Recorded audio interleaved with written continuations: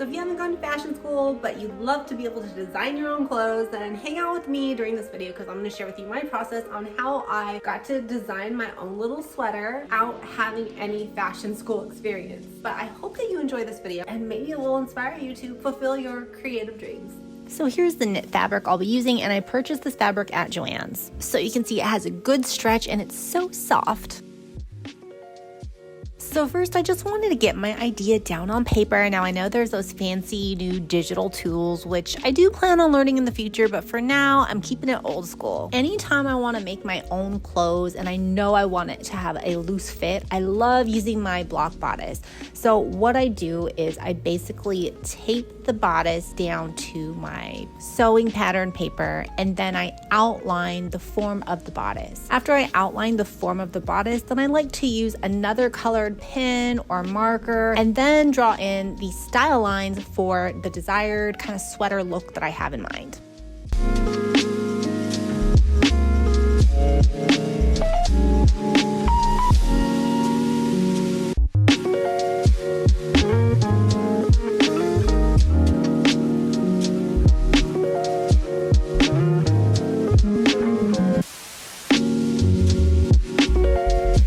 Yes, it's looking a little sloppy right now, so I'll be marking where the bust is and the waistline just for reference when I'm going to create the style lines for my sweater.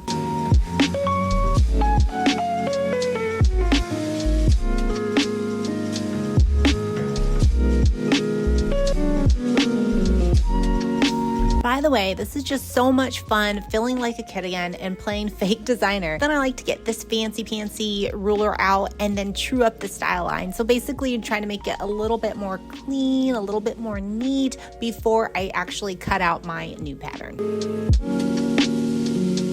And I'm pretty sure this part is just self-explanatory.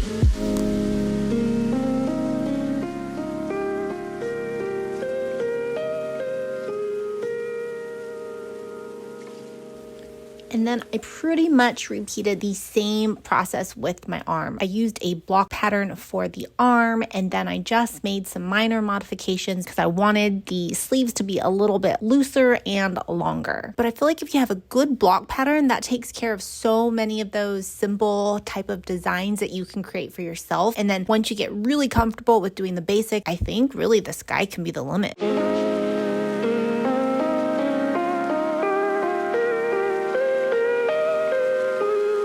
And then of course it probably goes without saying that once you have your sewing patterns cut out, it's time to cut the fabric. And for this project, I wanted to pin my pattern to the fabric. I do have pattern weights, but sometimes I feel like when you can pin the pattern down to the fabric, it's just a lot better when you're actually cutting out the pattern, or at least for me.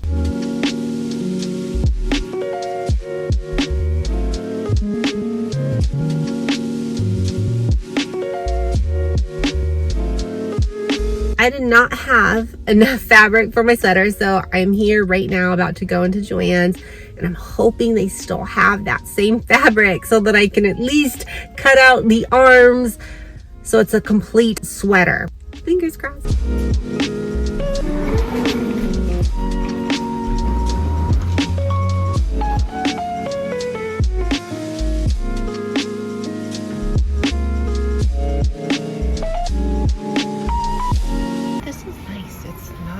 As warm as it looks, but it's cute. Sweats is probably like my favorite type of winter clothes. I'm tempted to kind of make my own little sweatsuit design. Hopefully I would be able to finish before March.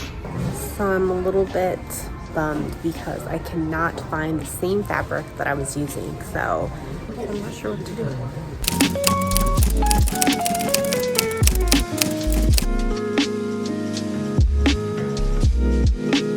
This is what I have decided to do to try to salvage my top. You can see ideally this is how long I wanted the sleeve to be. Here is my idea right now.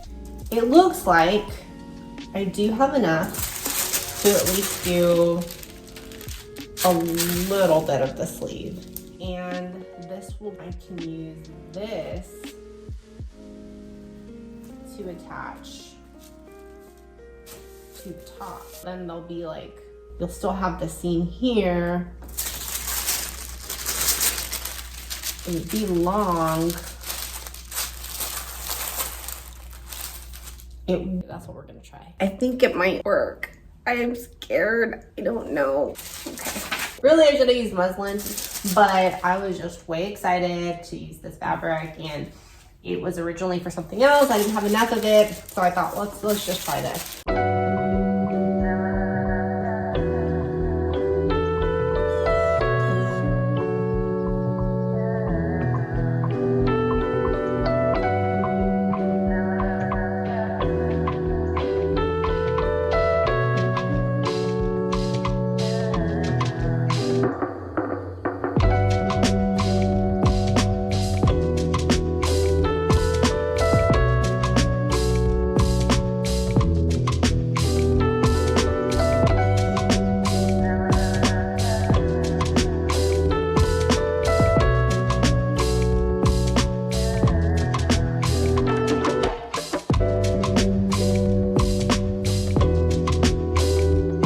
So I did a little test for my needle. Right now I'm using Jersey, I think 7010, to be honest, I can't remember. I think that looks pretty good. One of my favorite parts of doing the bodice is the shoulders, because just looking at it, you're like, oh yeah, okay, that makes sense. You just go straight across. I'm gonna use about 1/2 inch seam allowance. I love when the front and the back of the bodice match up.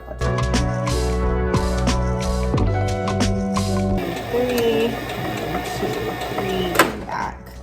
You don't have to do 1, 2, 3, by the way. That's just me counting, because you always want to back stitch, of course, on most projects.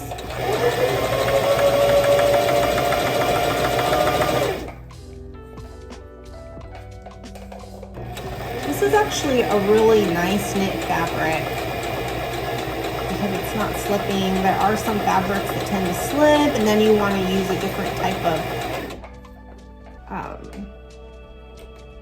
sewing foot. Like a walking foot is really helpful when you're using fabrics that slip. Luckily for this fabric, I don't.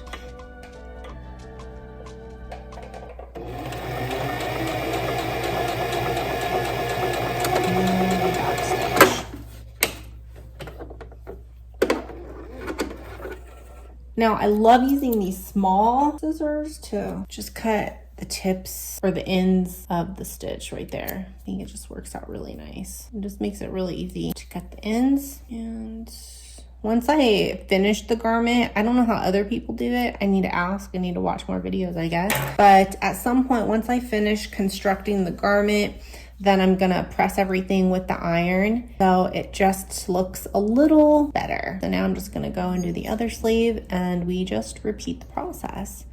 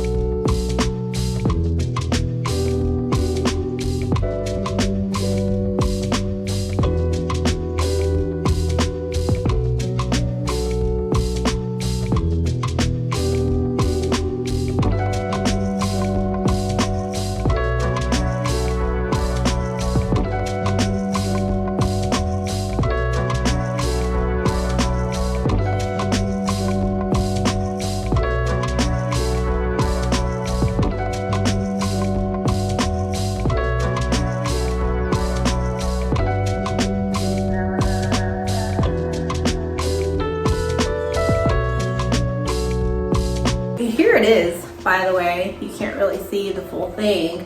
But am I happy with it? Not necessarily. I think that there's definitely room for improvement, but I still want it to work. I think it's a little more okay when I do have something over it that covers the bulkiness in the seam lines.